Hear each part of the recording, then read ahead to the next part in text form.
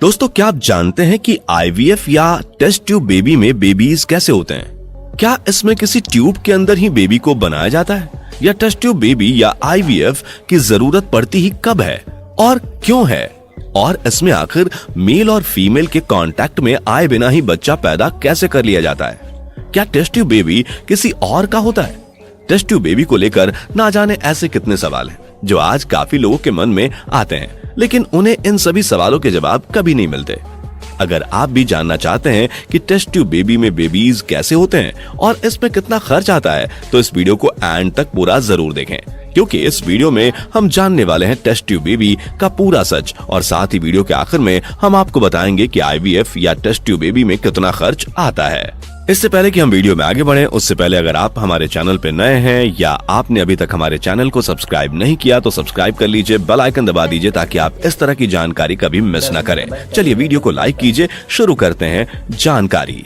दोस्तों, test tube baby या IVF क्या होता है, यह हर एक शख्स के लिए जानना बेहद जरूरी है, क्योंकि आज के समय में फर्टिलिटी रेट काफी घटता जा रहा है और जिसकी वजह से कई परिवार आज बच्चों की किलकारी सुनने को तरस रहे हैं। और ऐसे दंपतियों के लिए आज भी अपना टेस्ट ट्यूब बेबी किसी वरदान से कम नहीं है। यह टेक्नोलॉजी उन महिलाओं के लिए किसी दवा की तरह है जैसे जो नेचुरल तरीके से बच्चे को जन्म देने में असमर्थ होती हैं। तो दोस्तों, चाहे इसको टेस्ट ट्यूब बेबी कहा जाता हो, लेकिन इसमें बच्चे का विकास किसी ट्यूब के अंदर नहीं होता, बल्कि पूरी तरह से नेचुरल तरीके से माँ के गर्भ में ही होता है। और आपकी जानकारी के लिए बता दूं कि टेस्ट ट्यूब बेबी और आईवीएफ दोनों एक ही होती है और उसमें किसी भी तरह का कोई अंतर नहीं है, क्योंकि अक्सर हमें आईवीएफ और टेस्ट ट्यूब बेबी जैसे वर्ड सुनने को मिलते रहते हैं और इस वजह से कई लोगों को यह लगता है कि ये दोनों प्रोसेस अलग अलग होती हैं। आईवीएफ या टेस्ट ट्यूब बेबी का जो प्रोसीजर होता है, ये किन किन परिस्थितियों में किया जाता है? हो सकता है कि हस्बैंड में कुछ प्रॉब्लम हो, या हो सकता है कि वाइफ में कुछ प्रॉब्लम हो। तो पहले हम जानते हैं कि वाइफ में कौन कौन सी प्रॉब्लम हो सकती हैं, जैसे फैलोपियन ट्यूब बंद होना। हो सकता है कि वाइफ में जो ट्यूब्स होती हैं, यानी जिसको हम फैलोपियन ट्यूब्स कहते हैं, यदि ये दोनों ही ट्यूब्स ब्लॉक हैं तो जो अंडा तैयार होता है वो ओवरी से ट्यूब के माध्यम से बच्चेदानी तक नहीं पहुंच पाता, इसलिए बच्चा नहीं ठहरता। अंडों की क्वालिटी अच्छी ना होना। कई बार यह हो सकता है कि आपके जो अंडे हैं उनकी क्वालिटी अच्छी नहीं है या वो सही से नहीं बन पा रहे हैं। पीसीओडी की समस्या, इसमें पॉलीसिस्टिक ओवेरियन डिजीज की परेशानी होती है, वो भी इसी परेशानी का एक रूप होता है, या ऐसा भी हो सकता है एंड्रोमेट्रियोसिस की समस्या हो। इसमें महिलाओं की योनि में खून जम जाता है और पीरियड्स के समय उनको बहुत ज्यादा दर्द होता है, इस कारण वो प्रेग्नेंट भी नहीं होती। ये तो कुछ थी महिलाओं की प्रॉब्लम्स। अब मेल में जो प्रॉब्लम होती है, यानी जो हस्बैंड के प्रॉब्लम्स होते हैं, वो ये होते हैं। हो सकता है कि सीमन में शुक्राणु है, उसकी मात्रा कम हो, यानी उनकी क्वालिटी सही नहीं है, या ऐसा भी हो सकता है कि सीमन में शुक्राणु है ही नहीं। तो इन सभी परिस्थितियों में हम लोग टेस्ट ट्यूब बेबी प्रोसेस का सहारा लेते हैं। दोस्तों, आगे आईवीएफ के बारे में हम और भी डिटेल में जानेंगे, लेकिन उससे पहले आपको बताते हैं कि नॉर्मल फर्टिलाइजेशन की प्रोसेस क्या होती है। फीमेल की बॉडी में हर महीने ओवरी से एग रिलीज होते हैं और ओवरी से एग रिलीज होने के बाद ये एग फैलोपियन ट्यूब में जमा हो जाते हैं। जब मेल और फीमेल आपस में फिजिकल रिलेशन बनाते हैं तो मेल के स्पर्म फीमेल की वजाइना में रिलीज हो जाते हैं और फिर यह स्पर्म यहाँ से फैलोपियन ट्यूब में एंटर कर जाते हैं और फिर यह एग में एंटर हो जाते हैं और इसी प्रोसेस को फर्टिलाइजेशन कहा जाता है। और अब यह फर्टिलाइज एग फैलोपियन ट्यूब से होता हुआ यूट्रस में आ जाता है और जिसके बाद यह भ्रूण यानी कि एम्ब्रियो में बदलना शुरू हो जाता है और धीरे धीरे भ्रूण का निर्माण होता है। इस तरह की एक 9 महीने की लंबी प्रोसेस के बाद एक नवजात शिशु का जन्म होता है। तो आइए अब जानते हैं कि आईवीएफ या टेस्ट ट्यूब बेबी पैदा करने की प्रोसेस क्या है।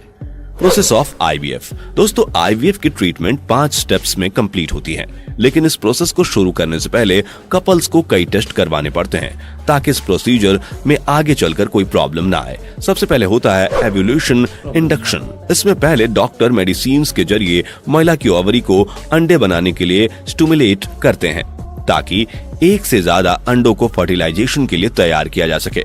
इस प्रोसेस में महिला को कई तरह की दवाइयां दी जाती हैं जो सिमुलेट करने में मदद करती हैं। इस स्टेप को कंप्लीट करने में कम से कम 1 से 2 हफ्ते का वक्त लगता है। इसके बाद अल्ट्रासाउंड के जरिए यह पता लगाया जाता है कि आईवीएफ के लिए एग कब लिया जाए। Number 2, egg retrieval. ये ओवरी से एग निकालने की प्रोसेस होती है। इस प्रोसेस में एक पतली सुई डालकर एग को बाहर निकाला जाता है, जिसके बाद लैब में इन अंडों को खास तरह के लिक्विड में स्टोर करके रख दिया जाता है। Number 3, sperm retrieval. एक कलेक्ट करने के बाद डॉक्टर महिला के मेल पार्टनर से उनका स्पर्म लेते हैं, जिसके लिए मास्टरबेशन का सहारा लिया जाता है। इसके अलावा कई डॉक्टर्स टेस्टिकुलर एस्पिरेशनल प्रोसेस की मदद से भी स्पर्म कलेक्ट करते हैं। Number 4, fertilisation. स्पर्म और एग को कलेक्ट करने के बाद लैब में फर्टिलाइजेशन का प्रोसेस शुरू होता है। लैब में फर्टिलाइजेशन 2 तरह से होती है। पहली कन्वेंशनल IVF और दूसरा IEC ASI यानी कि इंट्रा साइकोलॉजिकल स्पर्म इंजेक्शन।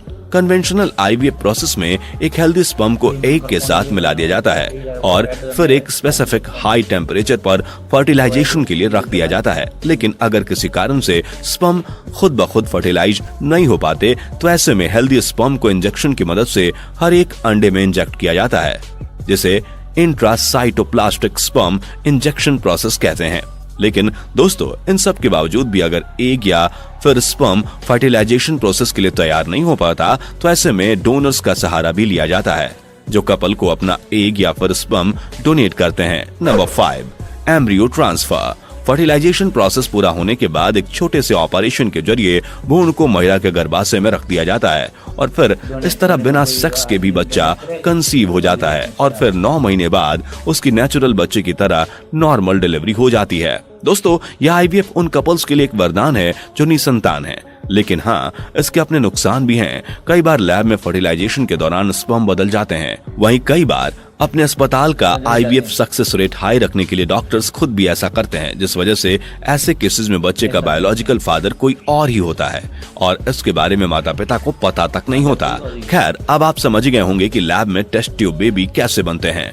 दोस्तों, अगर कोई कपल IVF ट्रीटमेंट लेना चाहता है तो उसकी कम से कम कीमत 1 लाख रुपए से लेकर 1.5 लाख रुपए के बीच होती है, लेकिन उस कीमत को चुकाने के बाद आपको जो खुशी मिलती है वो अनमोल होती है। तो अब आपको समझ आ ही गया होगा कि IVF या टेस्ट ट्यूब बेबी कैसे होते हैं। दोस्तों, आज के प्रोफेशनल लाइफ की वजह से ज्यादा उम्र में शादी करना, देर से फैमिली प्लानिंग करना, अपने खान पान पर ठीक से ध्यान न देना, हाइजीन की कमी, पॉल्यूशन, जॉब का स्ट्रेस, इस तरह के सभी कारणों की वजह से इनफर्टिलिटी की प्रॉब्लम्स आ जाती हैं। लेकिन IVF की मदद से आपको इस अभिशाप से मुक्ति मिल सकती है, जो कि किसी वरदान से कम नहीं है। IVF पर हमारा आज का यह वीडियो आपको कैसा लगा, नीचे कमेंट करके जरूर बताइएगा। अगर आपको पसंद आया हो तो इसे लाइक और शेयर करें और इस तरह के इम्पोर्टेंट और नॉलेजफुल वीडियो देखने के लिए इस चैनल को सब्सक्राइब करना मत भूलें। सब्सक्राइब कीजिए। Thanks for watching.